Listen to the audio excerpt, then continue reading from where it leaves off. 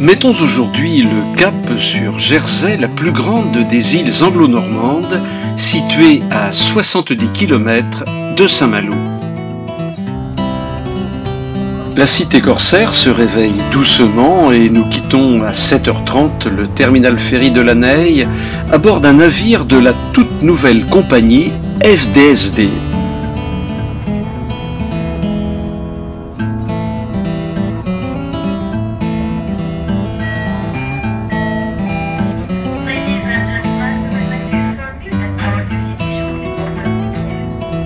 Découvrons le fort national construit par Vauban au XVIIIe siècle pour protéger Saint-Malo contre les Anglais.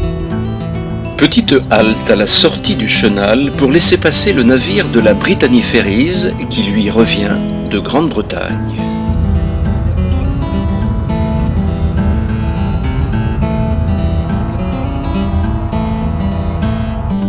Petit passage à la boutique Duty Free du bateau où les articles de luxe sont vendus sans TVA. Jersey se profile à l'horizon au bout de 2 heures de navigation. Le fort Élisabeth que nous découvrons sur la gauche du bateau a été édifié au XVIe siècle pour protéger Jersey contre les navires ennemis. L'arrivée dans le port de Saint-Hélier est toujours un spectacle avant le débarquement et le contrôle par les services douaniers de Jersey.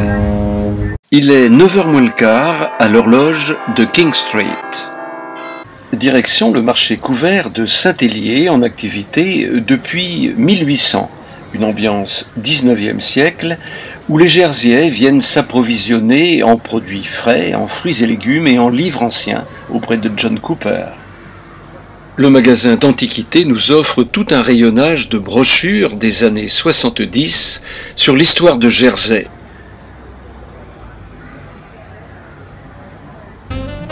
Faisons une halte au Rosy Tea Room pour un petit breakfast à l'anglaise avant de faire du shopping dans King Street, la rue commerçante principale de Saint-Hélier.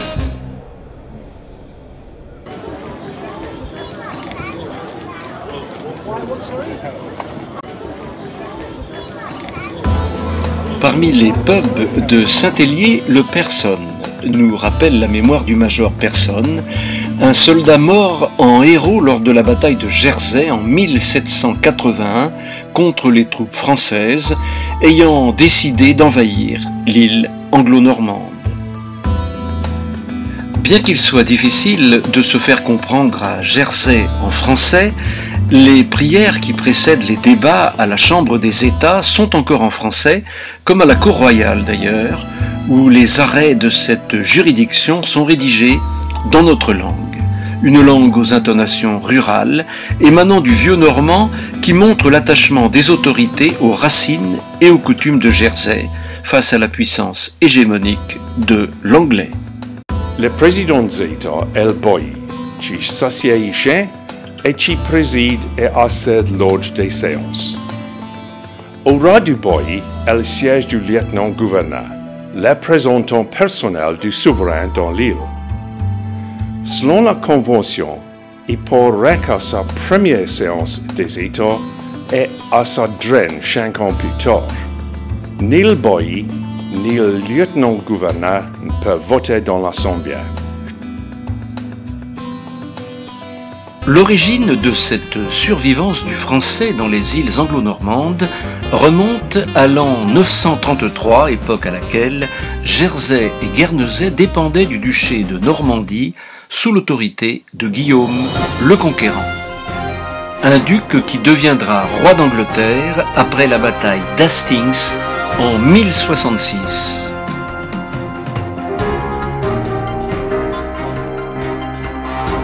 Le bailliage de Jersey ne fait pas partie aujourd'hui du Royaume-Uni, mais en dépend seulement pour des questions régaliennes de défense et de représentation diplomatique.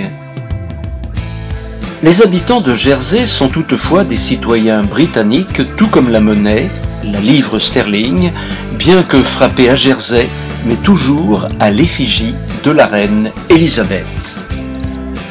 Le roi d'Angleterre, Charles III, est parmi ses multiples titres duc de Normandie et est représenté dans l'île par un lieutenant-gouverneur. Dans les moments officiels, un toast est toujours porté au duc de Normandie à travers la personne du roi Charles III. Grand jour en ce 15 juillet 2024 à Jersey, où Charles III, roi d'Angleterre, et la reine Camilla sont en visite dans ce territoire britannique que constituent les îles anglo-normandes. Charles III règne sur ces îles de la Manche en tant que souverain anglais depuis que Guillaume le Conquérant est devenu roi d'Angleterre en 1066 suite à la bataille d'Hastings. Les bailliages de Jersey et de Guernesey sont les dernières possessions du duché de Normandie dont Charles III en est le duc, tout comme l'était sa mère, la reine Élisabeth. Après les rencontres d'usage avec les autorités locales, dont le lieutenant-gouverneur général et le bailli, le roi Charles a remis aux cadets de la marine de Jersey leur couleur royale à l'occasion du 75e anniversaire de leur régiment.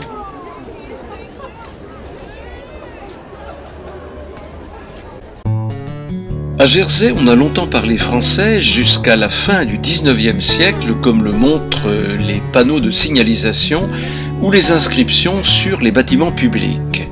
L'arrivée massive de citoyens britanniques vers 1880 va contribuer à l'extension de la langue anglaise qui devient à cette époque majoritaire à 85%.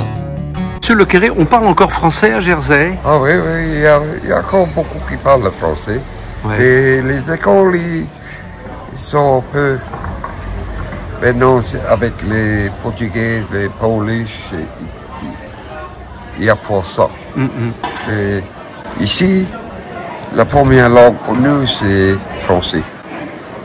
Alors, moi, je parle le français, mais des fois, il faut que je pense parce que je parle pas beaucoup, parce que seulement avec les visiteurs, quand ils me demandent ce qu'est le marché ou des choses comme ça. Mais autrement, ma fille, elle a 28 ans, elle ne parle pas français du tout. Est-ce qu'on parle le gerrier à Jersey, une vieille langue? Et ils parlent, il y en a, mais il n'y a pas beaucoup. Mais maintenant, ils ont fait qu'ils peuvent apprendre ça à l'école maintenant. L'architecture anglaise de type victorien marque le patrimoine urbain de Saint-Hélier avec ses portes à heurtoirs et ses maisons à colonnades qui rappellent Notting Hill, un quartier de Londres.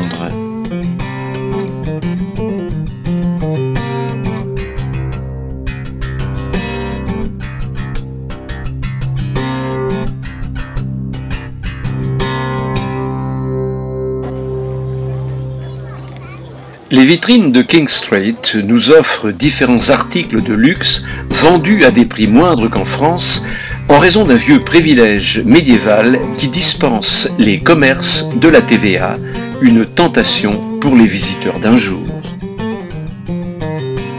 De nombreuses banques sont installées à Jersey grâce à un privilège fiscal qui remonte à la confiscation du duché de Normandie par Philippe Auguste.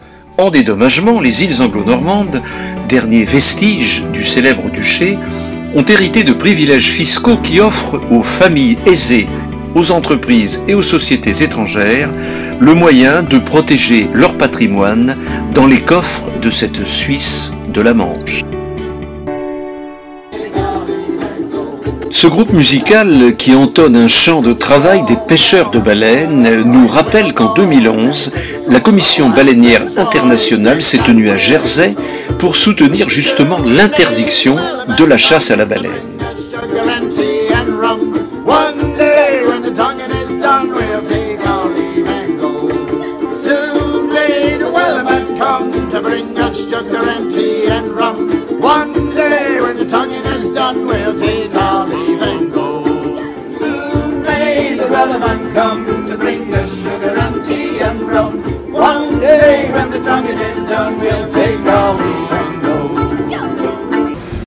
Prenons maintenant le bus numéro 12, à gauche bien sûr, pour nous rendre à Sainte-Brelade, l'une des 12 paroisses de l'île, exposée plein sud.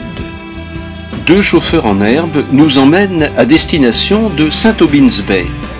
Une vue magnifique depuis le premier étage du bus. Les vacanciers ne sont pas encore arrivés, mais les restaurants accueillent déjà les premiers visiteurs de l'été en proposant des spécialités à base de fruits de mer et de poissons pêchés dans la baie.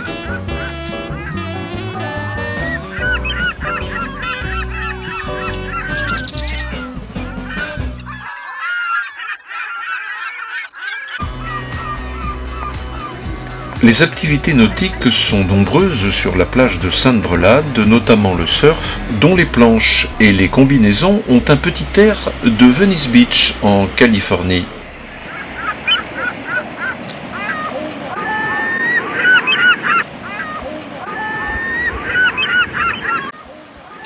Franchissons les grilles de la paroisse de Sainte-Brelade, dont nous découvrons l'église protestante du XIe siècle.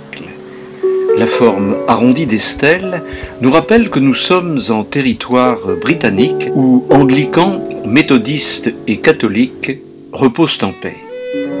En regardant de près les inscriptions sur les tombes, on s'aperçoit que les Jerseyais ont souvent un nom normand. Les îles anglo-normandes ne faisaient qu'un avec le duché de Normandie en 911.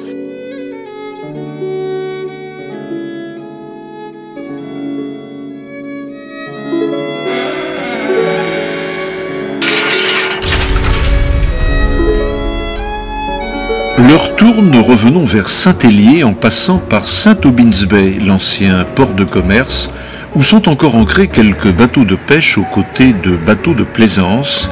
Pubs et restaurants attendent les visiteurs.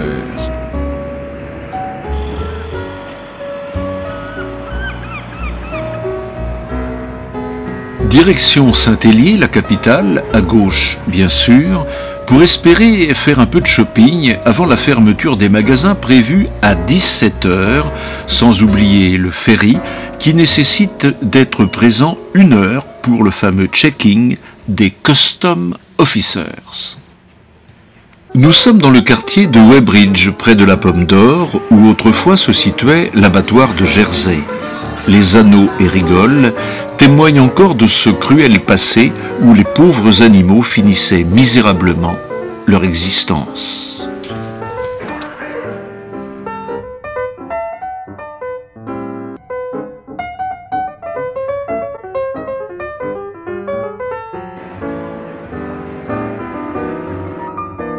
C'est l'heure de l'apéritif à Saint-Hélier et à la fermeture des bureaux et des commerces.